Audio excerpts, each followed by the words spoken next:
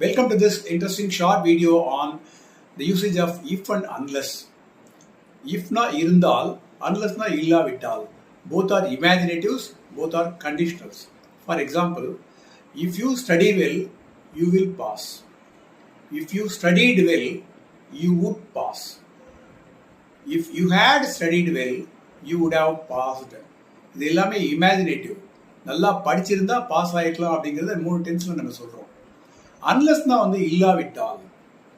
For example, unless you go to the shop now, you will not be able to buy the things. இன்னொரு example, unless you run fast, you can't catch the train.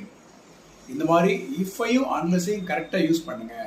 இஃப்னா இருந்தால், அன்லெஸ்னா இல்லாவிட்டால். Unless வரும்போது அங்கே negative வரும். இந்த மாதிரி use பண்ணிங்கன்னா English ரொம்ப எலிகெண்ட்டாக இருக்கும்.